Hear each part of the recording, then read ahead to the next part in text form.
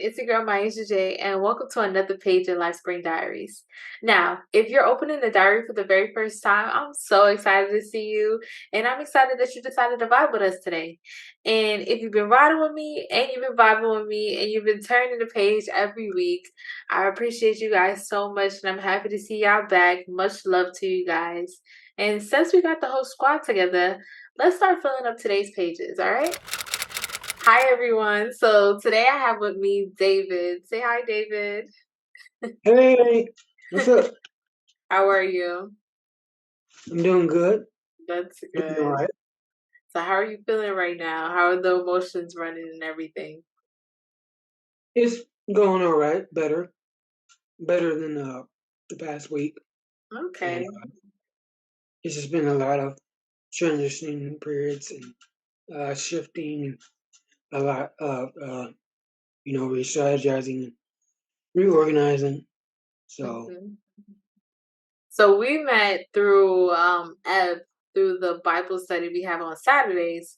So I want to get in more into who David is. So like who is David?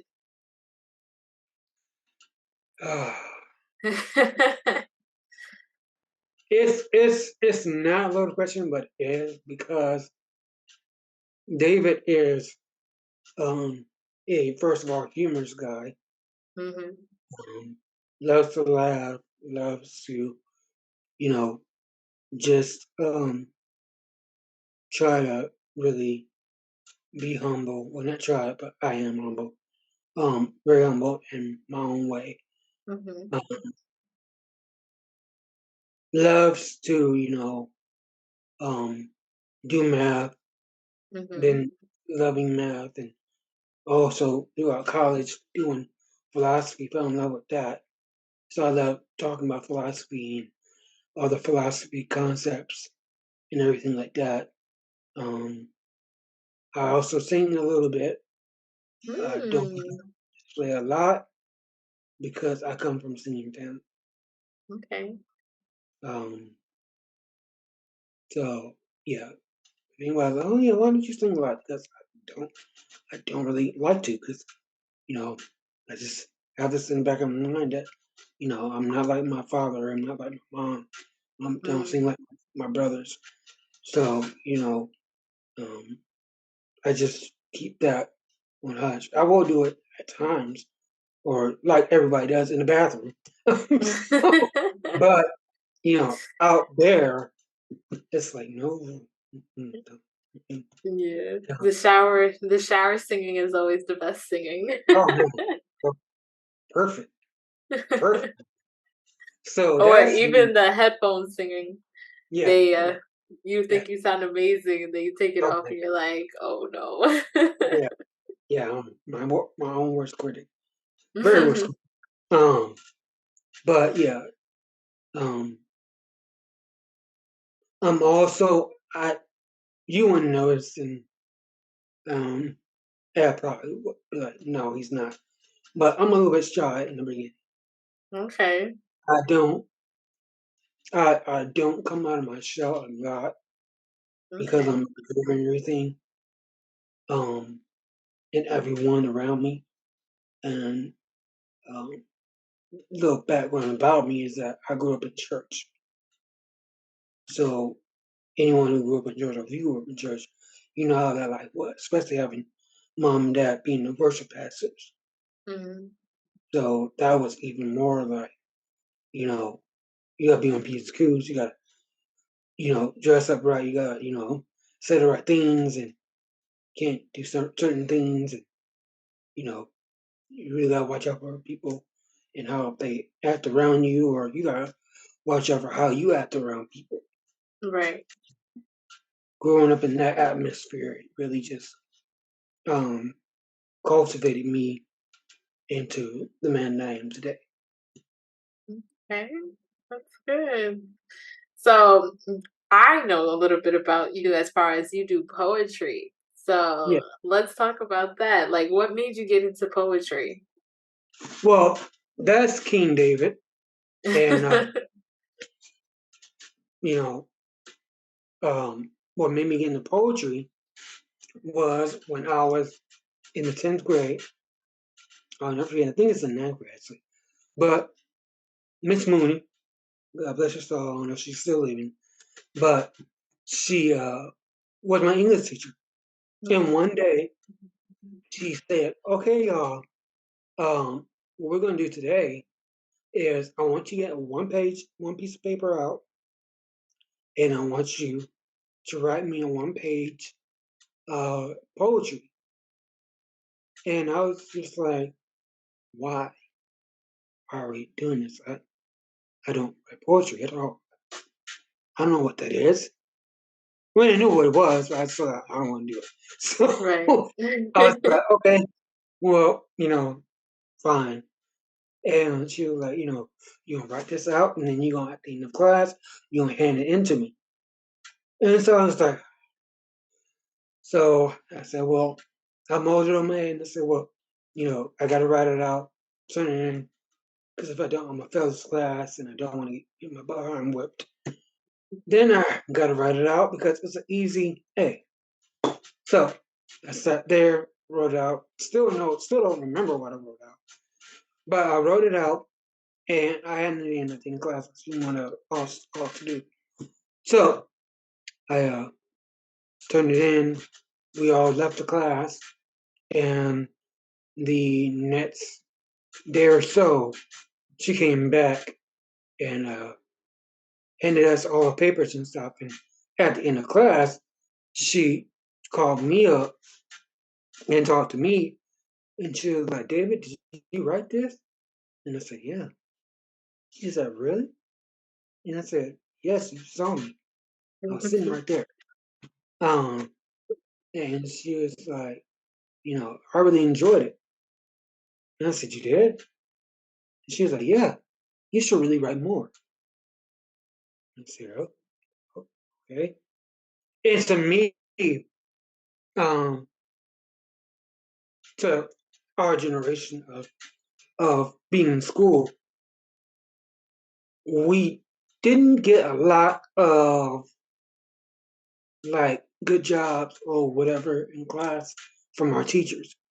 Even from that point, it was like, "Yeah, you missed your homework. You need to do this for class. You need to turn this in. If you don't, I'm gonna call your mom and dad." So that was that was the only thing that we got. It was never like, "Man, I'm blown away that you did this." So I started writing more, put it in our teacher box because they had like teacher boxes where you can put in the office and leave in there. So I started doing that, and she was like, "Yeah, just doing and stuff like that." But she was the only one that knew. Mm. Nobody else knew, not at all. And even when I would write it, I literally had a desktop computer that I put all my poems on, Mm. and nobody read. That was put on the shelf, like for years and decades. Only if you knew that I could write poetry, and I never came out and was like, "Hey, yeah, look what I wrote, look what I did." No, no. That was like secret. Was that, like, Um, the shy kid in you that, like, didn't wanna share with anybody, or was that or, like, what made you not wanna share and just kinda, like, keep it to yourself, if you can remember? no, it was that. It It was was that you just, were shy? and you got to remember, I grew up in a family that was always in the limelight. Mm. I was the only one that did not want that spotlight. I stood in the background, and my thing was, I'm going to just go to school and be about this accounting life. That's where my mind was. I was a brilliant nerd. I really was. I was a nerd. I was a class clown, if you knew it, you know. So that's where I could shine at, was me being mathematical, me thinking about a lot of stuff and trying to get through school and maneuver. So poetry was like at the bottom. Mm. It was all the way at the bottom. It was not. I didn't. I knew that poetry came from hip hop, but as far as me going out there and doing stuff, I just gonna make you laugh. It's so true. my thing about hip hop was trying to be like Bow Wow and all the other hip hop artists that I saw. Bow Wow, Right. Youngbloods, Bone Crusher, Bone Thugs and Harmony. Those were my people that I wanted to be like, but I didn't know that they started out doing poetry and writing in that form. Mhm. I just want to be like this thing cool. Right. Um, it was shy. It was me not wanting to be in the spotlight. It was all that. Oh, okay. That's kinda like when me in school, with music, I always, like, blended in with everybody. There was times where I wanted to be in the spotlight, but it was more like, I know there's other talent, so the chances of me being in the spotlight were very slim, and Mhm, then me being overcritical kinda played into me always playing the background or mhm. not wanting to be so much in the limelight. It made me wanna, like, shy away. So is that kinda like I remember before you said you were very critical of yourself. So, like, is that like, how did you, like, talk yourself out of doing things in times that you were being self-critical? I would sit in the back of church and compare myself Mhm, to my brothers, to my mom, to my dad. That's how I taught myself a lot out of stuff. I really did. They don't even know this, but they were without even trying to be. They were the ones that I really was like, man, I wish I could do that. Man, I mhm, wish I could stand up there and sing. Man, I wish I could be like my father and play piano and sing. Man, you know, they're musical talents. I was thinking to myself in my head, thinking, man, if I could be like that, if I could do that, if I could just channel that, I'll be great. I'll be cool. I'll be all out there. I'll be doing that stuff. right, I but it was like how can I be like that? And I want to stand in the background. Do I really want to do that? Really want to want to stand out doing stuff like really, David.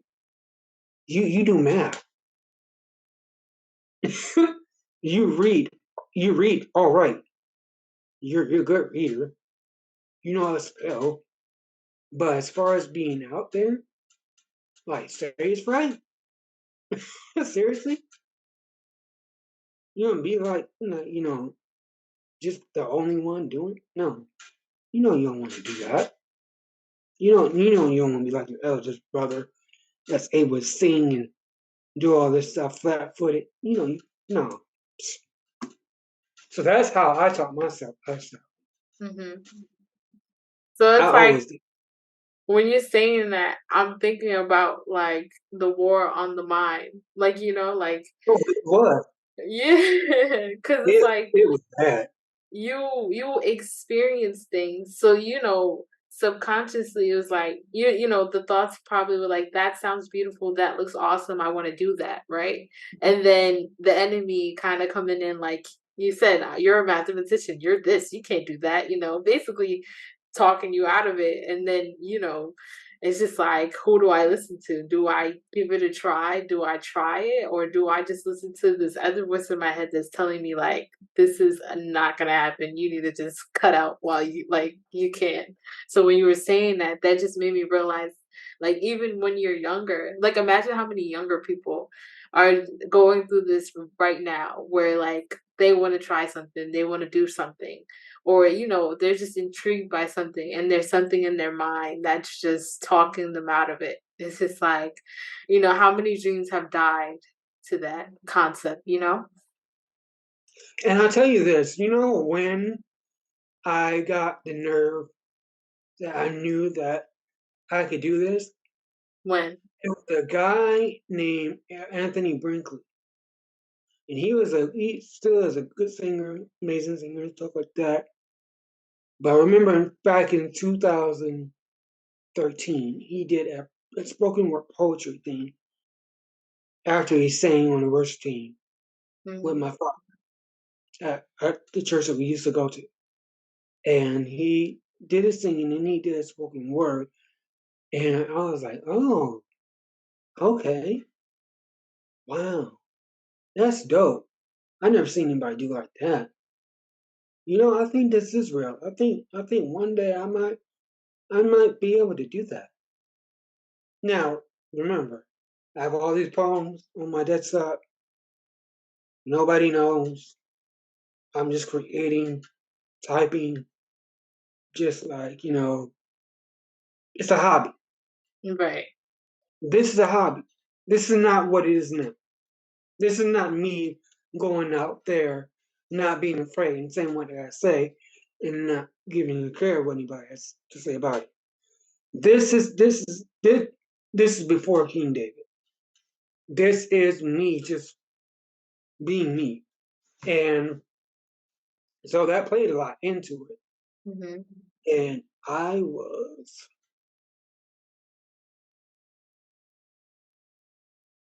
was 2013. Mm, So that, that was, God, that was ten years ago. Jesus. mhm. Wow. I was 25 years old. So, dang it. But, so 25 years old, and I said, Pete, what really broke it was not only that, but God really gave me the idea at another church to do spoken word poetry for Mother's Day. Mm, And I wrote it out and everything like that. And I said, I got it. I got it. So I did it and then did it again because the preacher liked it so much. I was able to do one more before I left for college. And I'm going to OSU. And that was it. When I started doing those in church, I was like, okay, this is cool. But then I stopped when I got into college. so before we jump into that part, well, how was the very first time that you actually did it? Like, what was that emotion you felt? Like, how did that first time go? It was it was interesting. It was great. Um, it was amazing, and it was just like, all right, God, you know, if this is what you want me to do, I would do it. Just show me how. Cause I didn't have nobody saying, okay, we're gonna put you for this, we're gonna put you on that. It was just like actually, good job, and that was it. Yeah. So it was good though. It was great. Made my mom happy. Everything was great and all that good stuff. But um, the second time it was all right. But I said some things in the poem that really made some people mad, and I could see it on it. Mm. I wasn't trying to. It was just that's just what I had in my poem at the time. Um, it was one of them things where I just was doing what God told me to do, and it upset some people. So that was just my. Right. So now That's you get it. into college and then you're like, this is over. So like what happened? Oh, for me, I thought I was done. I thought, okay, I graduated to ECC. I spent so many years there. When I get to OSU, oh, that's it. I'm going to, get this degree in accounting. I'm going to graduate in 2 years, and half a year, 2 years. I was like, oh, I'm done. That's it. I'm going to get a job working at a bank, maybe move to Florida. I'm getting out of here. Yes. Did not happen at all. Not even close. So I get into college. I'm happy. Mom and dad are happy. I'm like, okay. God, you got me here. I don't know anybody. I know one person. He's an administrator, and that's it. I'm like, what do you want me to do? I know I'm supposed to do. I'm not supposed to do my homework. I know I'm supposed to do all this stuff. Watch out for some stuff and all that. But this is a huge school. This is not in Tulsa either. Now you're in New York, so I'm gonna paint the picture for you. I'm like, okay, what is the biggest like school that you know in New York? Uh, Probably like, yeah, it's complicated. Okay, I'll use NYU for example. okay, good. Okay, imagine going to NYU Hmm. and you still have your mom, you still have people around you, but you are what? Is that like an hour and a half away? From where I live, like Yeah, it's probably like an hour, maybe 2 hours, depending on traffic. that was me. Okay. I was here in Oklahoma, and OSU is about an hour and a half, Hmm. depending on traffic. I was out there um, at the Stillwater campus because they have two campuses. They Hmm. actually have four, but I'm not getting Stillwater. But the main campus is in Stillwater. I went up there and had to maneuver everything. I Hmm. had to submerge myself into the culture of them. And that was the hardest thing that I did for Mm. 3 years. I not only had to do that, but I also had to do poetry. Now, my thinking is I'm going there to graduate, get a degree, maybe get in the clubs, maybe meet some people. I don't know. God was like, no, you're going to go into these settings and do your poetry. I said no. I said, I'm not doing that. I'm going to graduate in 2 or 2.5 years and get the heck out of here because I don't want to be here that long. Right. He said no. You're going to do poetry, and every time there's an open mic, or every time there's a poetry slam, or whatever, you're going to go up there and you're going to share your poems. And I said, okay, fine. So the first one I did, it was that underground thing at OSU, did all right, got claps and stuff, whatever. Second one I did, it was embarrassing because I, I was being adventurous and I was riding out with some friends of mine that are in a Bible study group. You know, we all were riding on ATVs. So you don't know what ATV is. It's where it's kind of like a car, but it's like a motorcycle at the same time. So you Hmm. ride and you have fun and stuff like that. I messed up on that because I got on a big ATV and I tumbled over because it had like a thing in the back of it. And I was riding out on a small road, slender road. Should Mm. never done that. Didn't know. So I ended up running on the road, trying to speed up to catch up to the other people, and it didn't happen the way I thought it would. I ended up crashing, falling over to the right, and the saving grace was my wrist, this wrist, left wrist, was got damaged and not the right one, Mm. which is my writing hand. Okay, so that's good. It was a miracle though because it should have got damaged because it fell on the right. Mm. Interesting. Yeah. So got up, you know, everybody's like, "Are you fine? Are you good?" No, I'm good. But my wrist was like this. I couldn't like move it around. It was loose all over the place. Went to the doctor. Long story short, got a cast all up on here. I thought it was a bright idea to do another open mic thing that they had at a dance thing, and it was all right, but it was the most awkward moment that I had. Really Mm. awkward. So after that, I was like, well, let's did that. And fast forward to where everything started to click. So I had a friend named Mari, and we were chatting and stuff like that, and everything like that. And she was like, "Oh yeah, so you do poetry?" And I said, "Yeah, I do spoken word, whatever." And she was like, "Well, you should come to this one." I said, "Which one?" And she was like, "You should come to this one, and do this and that." And I'm throwing this at a hall by the student union. And I said, "Oh, okay, that's dope."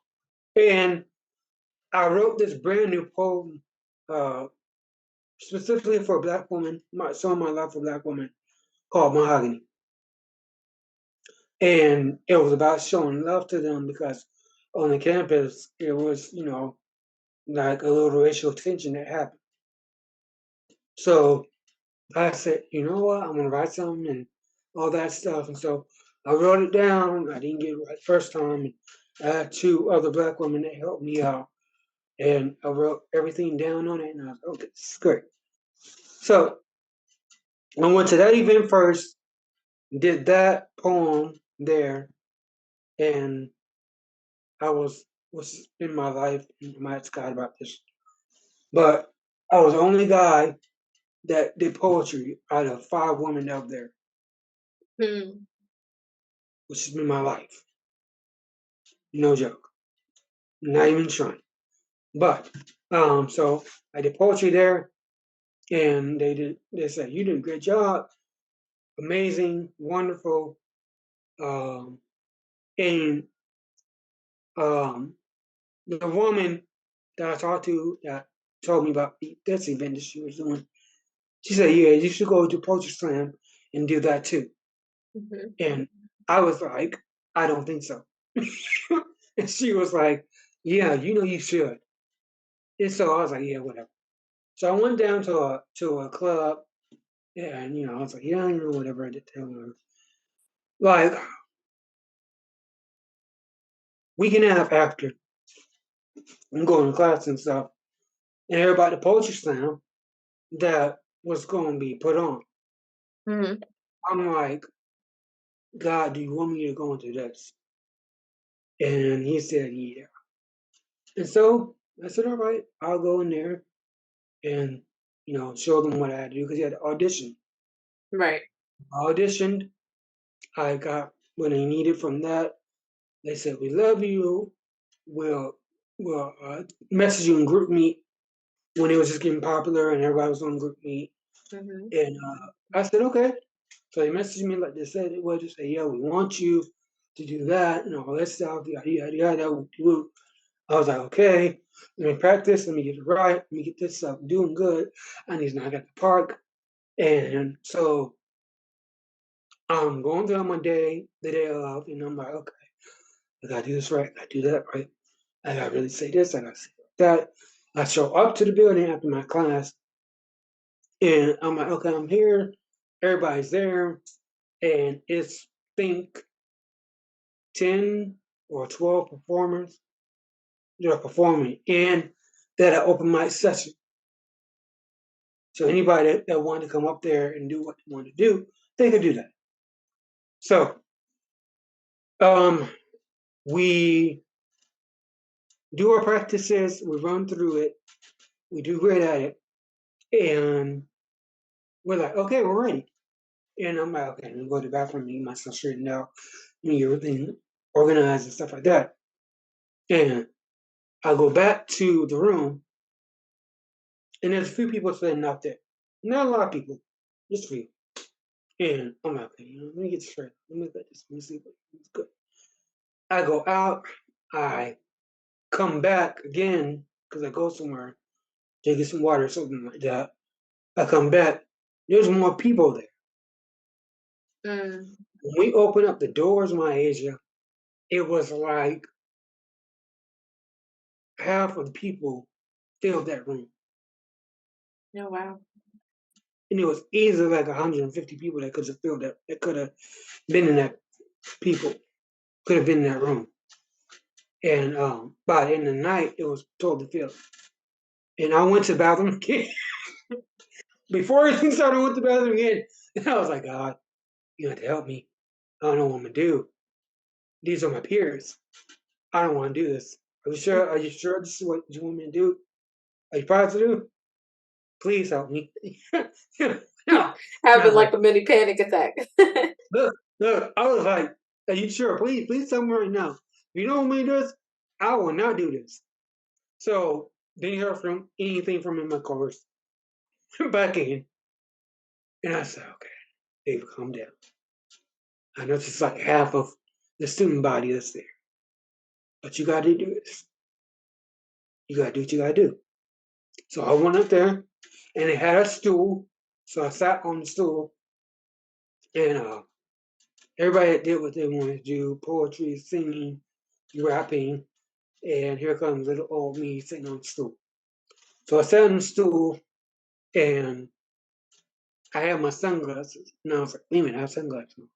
So I put them on real slick and smooth, like, yes, now I can do whatever I want to do because I don't know why I have no idea.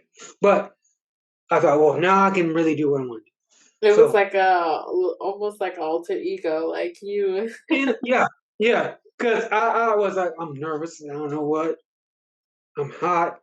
so, so I did that, and once I said what I said in the poem, it was just a standing ovation. Nice. And after that, he was like, "Oh my gosh, I can't believe that you said that. Can't believe that you wrote that." Um, and that's what started me on college campus being uh, a poet. Wow. Just that one poem. That is Couldn't get dope. better. So what does life look right now? Like, Life looks like now. It it looks like it looks hopeful. Um, and I can say I I I thought I was ready back then. I really did. I really was like, oh man, can't wait to get out of college. I'm done with this life. I'm ready to get out. I'm ready to do things. But or even when I was in college, man, I'm doing it. I'm going here. I'm doing this. I'm doing that. I'm doing this. I'm doing that. And sure, then we get everything ordered and ready.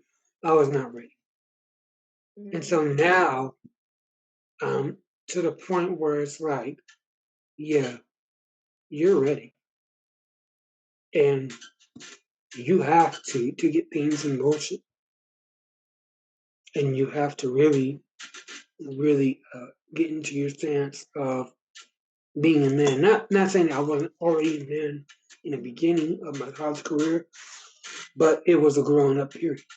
mhm, It was like I was like, I'm gonna see what you do. I want to see what you do when you're out there all alone. You never been on your own. You never had nobody back. I'm gonna see how you fare with being out there on college campus, virtually having to do things by yourself. kind of It like your wilderness season. really was. It really was. I passed on some things. I failed horribly on other things.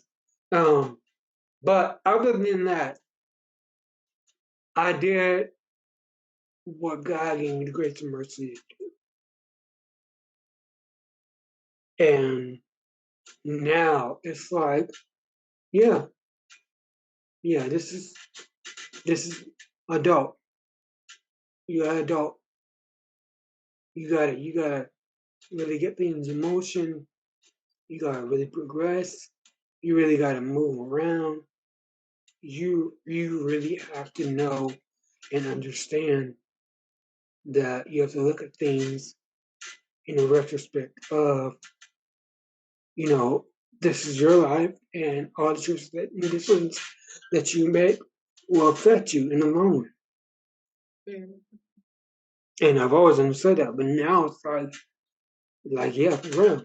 Like no games. Like I'm not playing. Right. So what are you doing now with poetry? Now I'm really out there. I'm like they say, I'm out here. I'm out here. So um, I'm going to see about open mic, seeing if I can get into it, seeing if I can go here and do this, seeing if I can get out here and do that. You know, going anywhere near with that they'll let me do any, spoken word stuff. Okay. Um, What were you doing, like, bouncing around a little bit, what were you doing in that transition between outside of college till now? Like, what was that in between point like? that sucked. Just to be honest, that was terrible. That What were was you that. doing? So I got out of college and I thought, oh man, great, I'm out of college. You know, I had to move back in with my mom and dad, but maybe something great will happen. Nothing happened at all. It was it was it was literally like stuff that hit me came out of nowhere. Mm, And what I mean by that, it wasn't the fact that just I got out of college and had to move back in with my mom and dad. It was the fact that yeah, you have degrees, but you can't get a job. mm, It was, and the thing that killed me the most was the fact that I uh, I graduated. I did all that I could do. I filled out resumes. I did all that stuff. I went to interviews, no callbacks, no emails saying we want to do a second interview or a third interview. None. and you graduated with your accounting degree? It was a general ed degree. Okay, So it was a bachelor's in university studies. okay. So I combined my business concepts with my philosophy concepts. Okay, that makes sense. So that should have been a shoe in, right? Anybody would do a degree. Mhm. Not the case. I'm sitting up there looking stupid, and my mom and dad are like, "Yeah, I understand," but I'm like, "Why is happening to me?" So 2019, I'm going to church, serving, all that stuff. Still no job. Still in my mom and dad. Still, everything's going crazy haywire. But church is going great. We're in fact, I graduated in May, so that period of time was right into when we got into the first Crazy Faith series.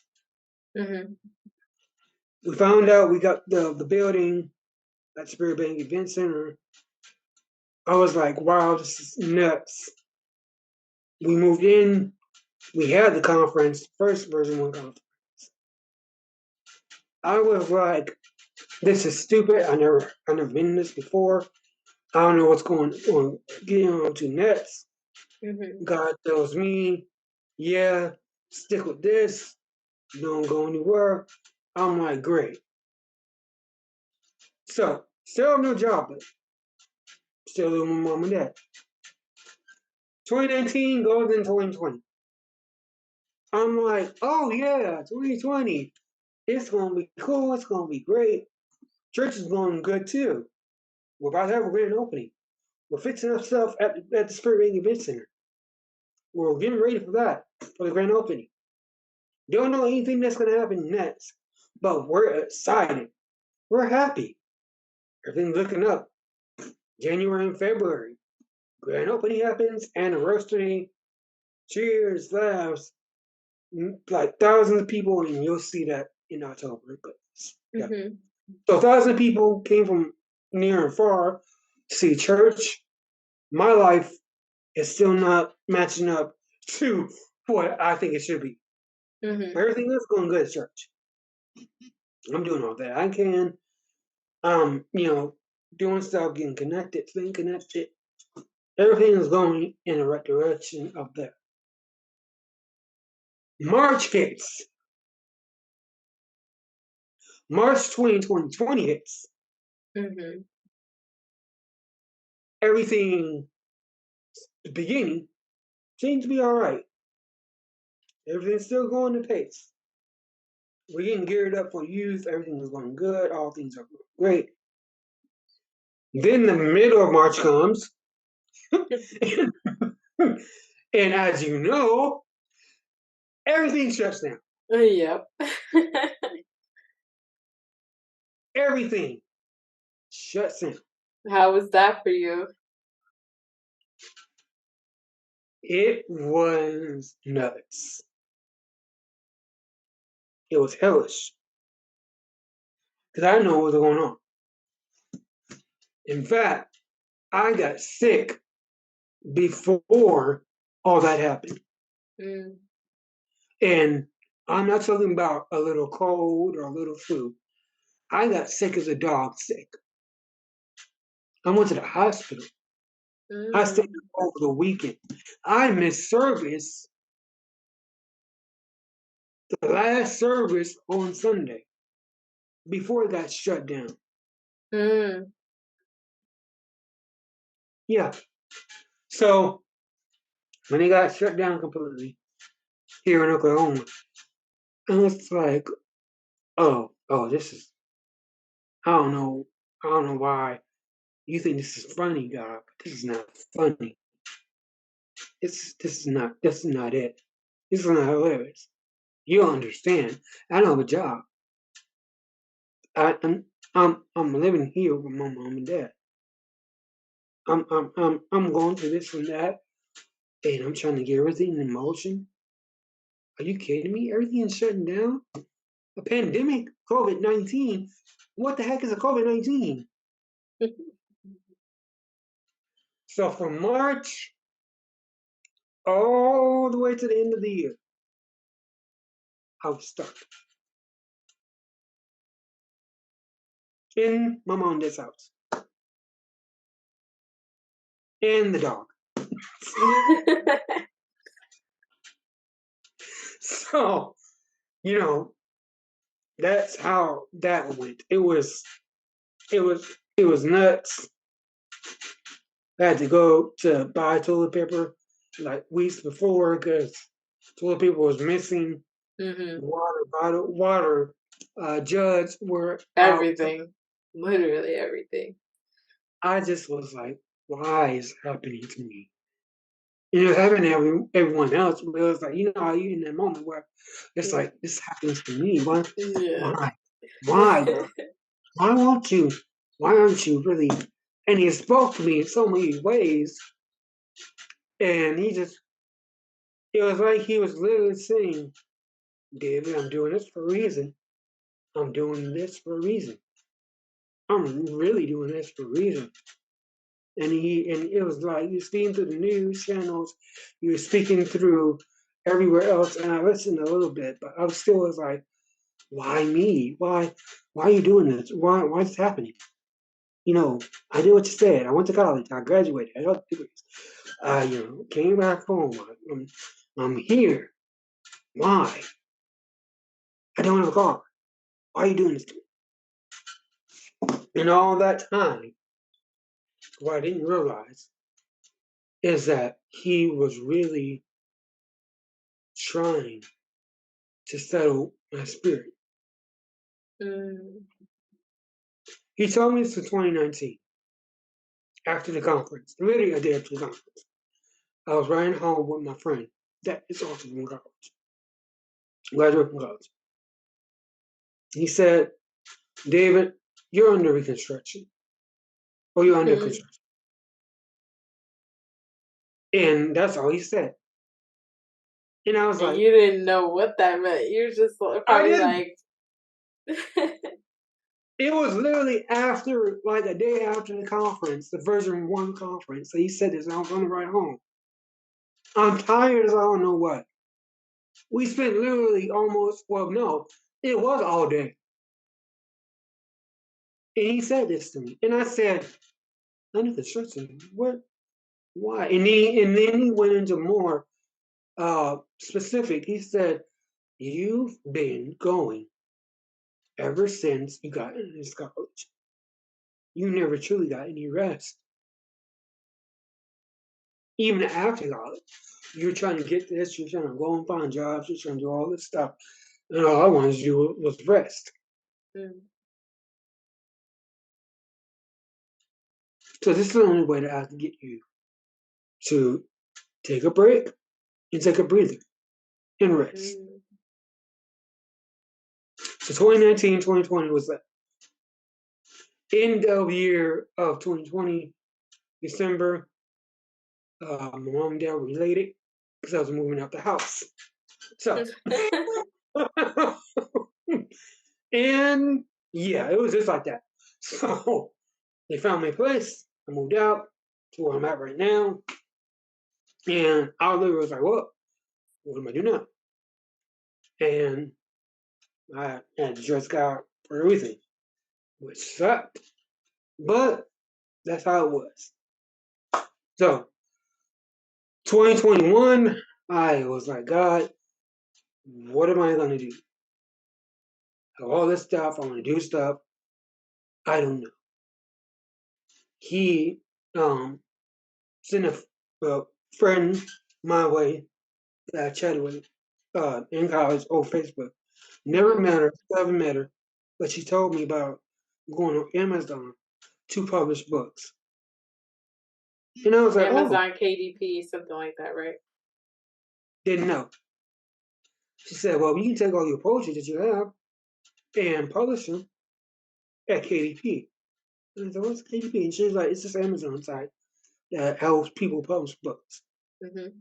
He was like, what I want you to do, because he talked to me on the phone in May, she said, I want you to go on this site and watch the video. And if it sounds good to you, you get on there and you put all your poems on there and you publish them. And I said, really? And she was like, yeah. And I said, okay.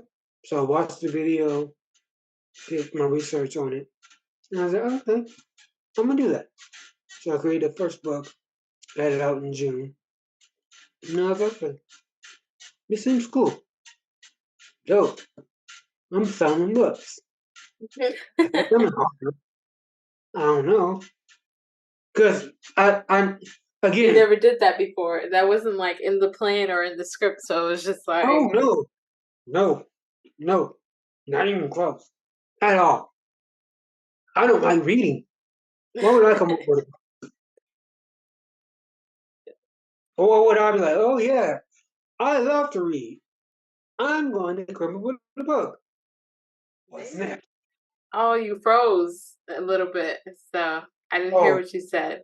oh, I said, all right, God, I did my first book. I'm feeling good. I'm an author. I'm doing my dance, and I'm like, all right, yeah, that's cool. Okay, what's next? And then he puts another book in my heart, and I'm like, uh, are you sure? Was it You a positive? poetry book or just like a regular book? It was a poetry book, but the title of it got me scared. What was the title? The same thing was Expression by King David, Volume 2, but it was going to be called Erotic Romantic Love Letters. And I was like, no. I said, no, no. There has to be another title. went silent. I said, "Are you serious?" Silence. Went to my friend that went to college with me, talked to him about it. He was like, "Well, I think you should, man, because it will make sense if you just put it out there what's going to be." I said, "Because if you know anything about erotic poetry, it deals with the sensual and sexual way of things." Mhm. I was like, "I never wrote that. What are you talking about? I don't write like that. Right. Why? Why would I write? Why would you choose me to write?" And I really was like, and he was like, "No, nope, put it out there.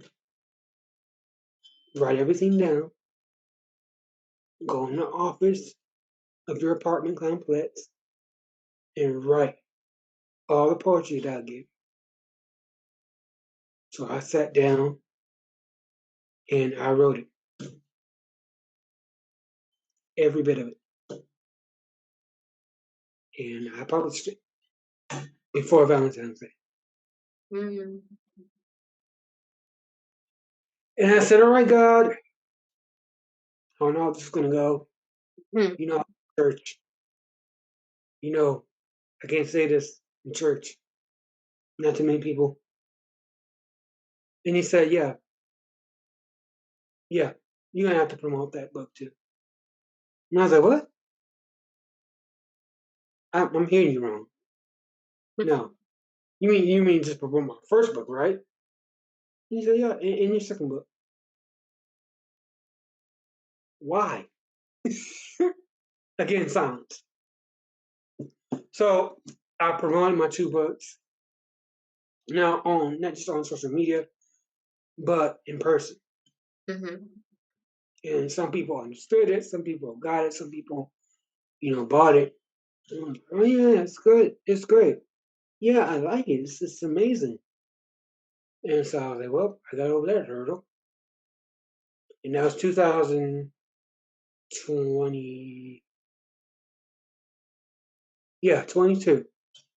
And so that started my transitioning on to being an author and really Mm.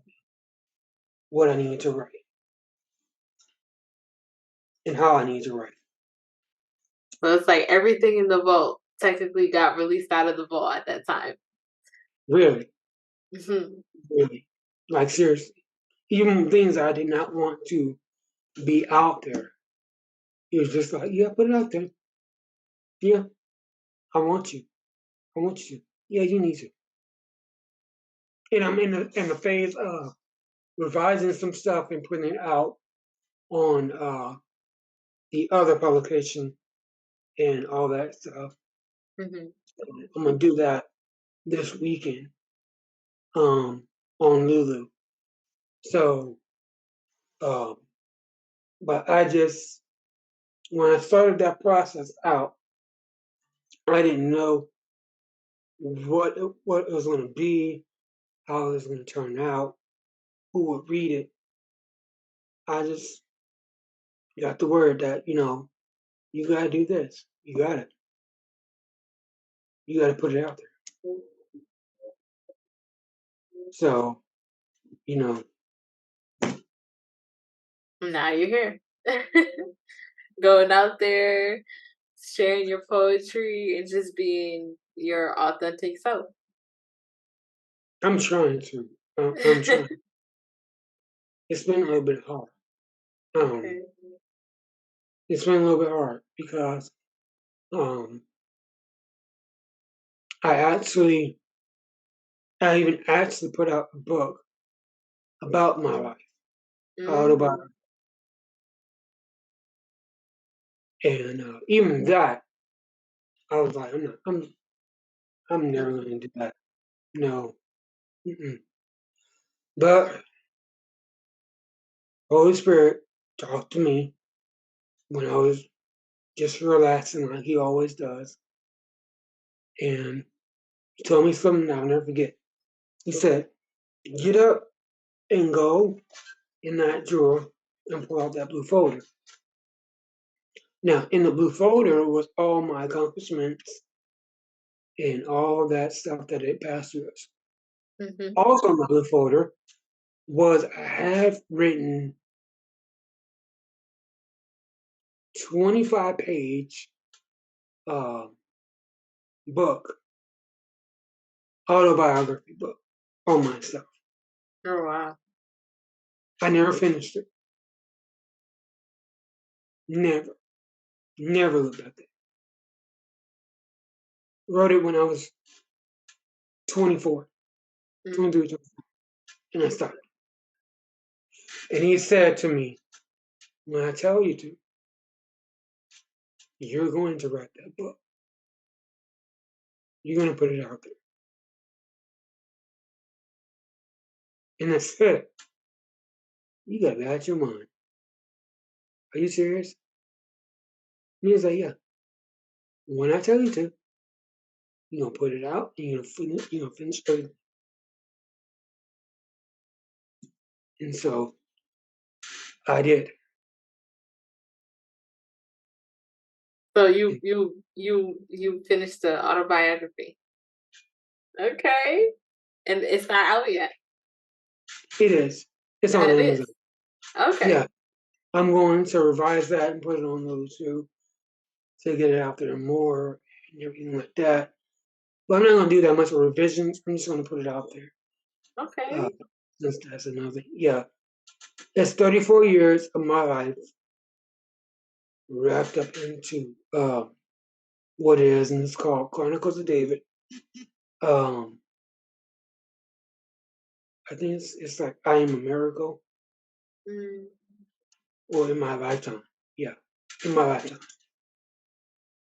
That's awesome. I'll make sure to include that in the description so everybody can go support and everything.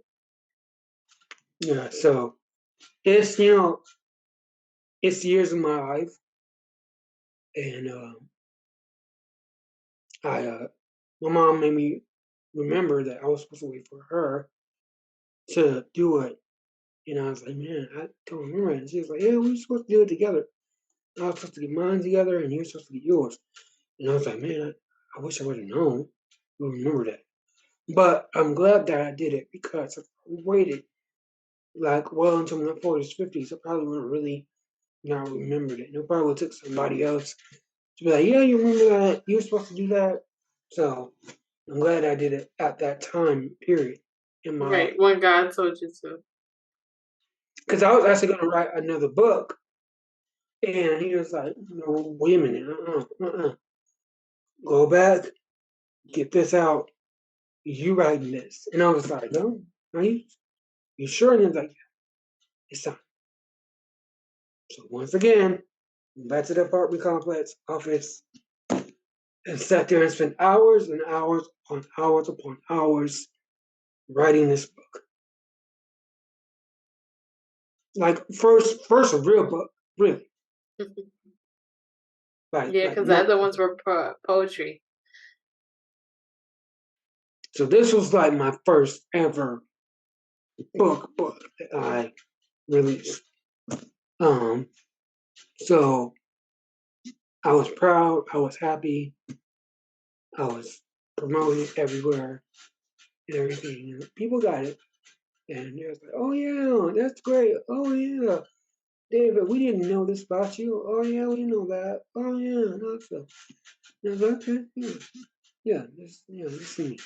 So, you know, I did that, and that really that moment solidified me as an author. Mm. It was like I was already an author, but that moment it was like, yeah, now you're an author. Yeah, yeah, you're a writer. You can't Mm. do nothing. You're an author and a spoken word artist. But like you're really an author. So It's crazy how your transitioning kind of oh like got you there. Yeah, yeah. I left a lot out too in what happened in that period of college because it was such a crazy transition. Mhm. Because if you told me that I'll be doing any of this at all, I really would be like, no, no. Writing books? No, no, not me. He had to do it in pieces to get you there. man, man, I And was like, even those small pieces was probably like a lot. I said, God, why are you doing this to me? Why? Why? I just want to be simple, simple. Can it be simple? Can it be like everybody else? Can it be normal? And he's like, no, you can't. It's no, there's no way. But the good thing is that you heard his voice and you obeyed the call. So, I did, and and a little rebellious, but at the end of the yeah, day, you still obeyed the call. yeah, and I really in my life now, Hmm. it's like the moves that I'm making. It's like he's really been strategically putting me where I need to be in places and everything like that and all that stuff. Mm. And it's really been like, yeah, go here, talk to that person, talk to this person. Yeah, I know you don't like meeting new people, but go over here and talk to that person because I'm really to myself like that. Mm-mm, no, no. This here, this is much. This is too much. This is a lot. Right. I don't like talking to people on, computers or like that. This is not it. Um, but um, God had me do that through um, teaching youth. Mm. Um, y'all don't know this, but on Saturday afternoons, I would teach the young people at church Mm. because they had a youth big group, and I Okay. joined this couple that was leading the youth big group, and I helped Kind of them like a out. co-facilitator. Yeah, yeah, yeah. So I helped them out through Zoom, and they literally had about altogether 15 young people that would gather from all across the states to get on Zoom, even overseas to get on Zoom at 1:30, 1:30 to 3 o'clock. It's supposed to be 2:30, but sometimes it run over, and they didn't mind. They stayed on there and listened to us talk to them Mm. about Bible scriptures, about their life, about you know being mature and doing all this stuff. And you know, in the afternoon too, I was thinking to myself, why? Don't you guys got to go out and play out there and you know do what kids do? But they loved it, That's good. so that's what I did. Every Saturday, and it was something that I really felt like God, put me into because of what we were doing in Mafia and what happened, how I transitioned from doing that and getting into Mafia life and that season and all of that.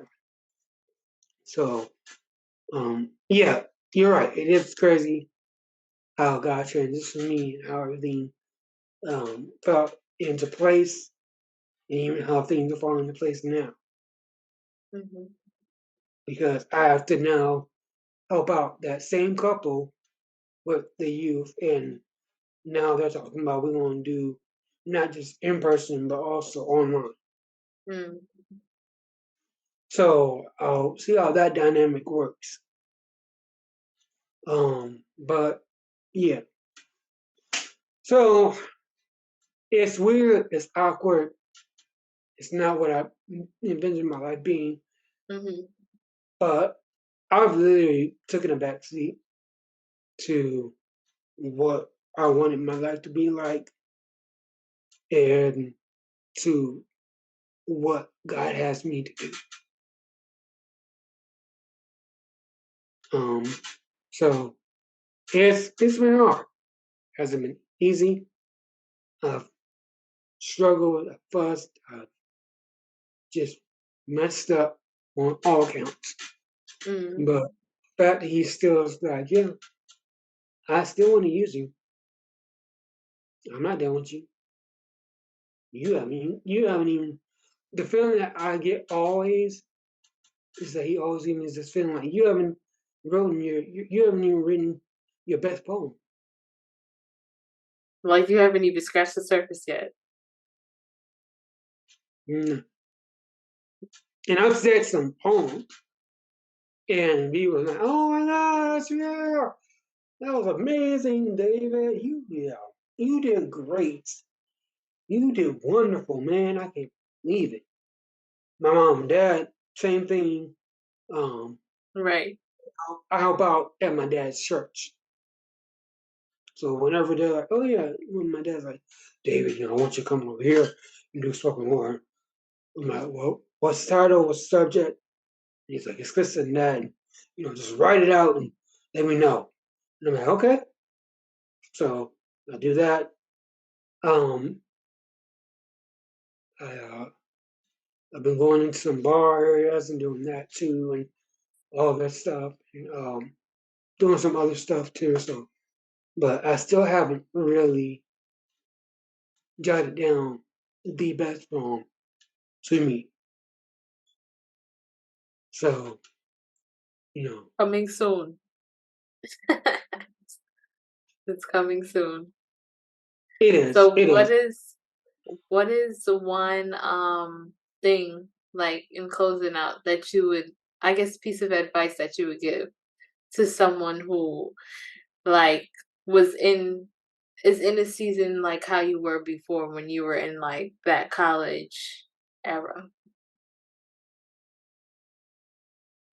Oh, the only word of advice is I can give you is that be prepared for anything. Just be prepared for anything, really. Especially for those that are going to college Mhm. and that are aspiring to be something great in their life. Um, be prepared for anything that could happen. Right. That And even can apply to literally everybody. Just expect the really, unexpected. it's not literally. Oh yeah. Oh yes, yes, literally, yes, yes. Seriously, but I'll say that to young folks that are in college that are wanting to go to college and that have dreams and aspirations that be prepared for anything. And also, don't be afraid to change up what you had originally. Um, Me and my friends that I had in college, we both talk about this. And my friend Alicia Bedford, um, she changed up what she was doing because she felt God saying, no, I want you to go over here. And she fought with him too. She was like, but I thought I was supposed to do this. And he told her for them. She was like, no. He was like, no, I want you to switch up your degree. And for me, she did it, but I was a hardhead. I always was a hardhead. I just was like, you know, no, I don't want to drop my accounting degree. What are you talking Yeah. about? What are you talking about, God? You know, you know, you gave me this mind to do mathematics, so I'm gonna do mathematics. I'm gonna try to graduate with an accounting degree. What do you mean add a minor? I don't want to add a Right. minor. For those who don't know, when you're an accountant, That's the only thing that you need to worry about. It's stressful enough. You Mm. add something else to it. So me adding anything to that, that's suicide. Your whole life has to be about accounting. Mm. Um, so he told me in many ways up until 2018, change your degree, change your degree, change your degree. You failed CPA, you failed this exam, change your degree, change your degree. Till 2018 came, and I was like, I'm about to not have any money. I'm about to really run out of both things because I ran out of my Pell Grant, which I still don't know how I did that, but I had loans. Mm. So to 2018, I was like, I'm gonna be all right. No, I ain't changing that. No, what are you talking about? No. Well, I added a minor, so that's it. No, I'm not changing anything. But he twisted my arm and literally did that and broke me down. And, had my advisor say, "Hey, have you thought about changing your degree?" I was like, no. And he was like, "Well, you don't have to do this if you want to graduate on time." Mm. And so I said, "All right, what do I have to do?" And so he gave me the options and all that stuff. That's when everything meshed together, and I passed all my classes in 2018, 2019, Mhm. graduated finally. Mhm. But, if it wasn't for that, like, swift kicking behind, like, this is what I'm saying, or like God saying, read my lips version, then I would never probably be here doing this. Right. So, yeah, don't be afraid to change up anything also that you had previous. That's good. That's good. Well, David, thank you so much for sharing your story. Thank you for just telling us a little bit about you. And I hope to see you again soon on the pod. I will. Thank you for letting me be on this podcast. Of Because this is the course. first time I ever was on anybody's podcast. Really? No Well, lie. I'm happy I I was never your knew that. first one. Yeah. Thank you. You're welcome. All right, guys. So we're going to sign out. Bye. See ya. Deuces. And with that, today's diary has drawn to a close. I enjoyed talking to David today and just getting to know him on a deeper level. And I hope you guys enjoyed getting to know David as well. And if you were feeling today's vibes, make sure y'all go and show some love. Hit a like, subscribe, comment. Make sure y'all notifications is on point so that y'all stay in the mix with everything. And make sure y'all also stay locked in on all of our socials.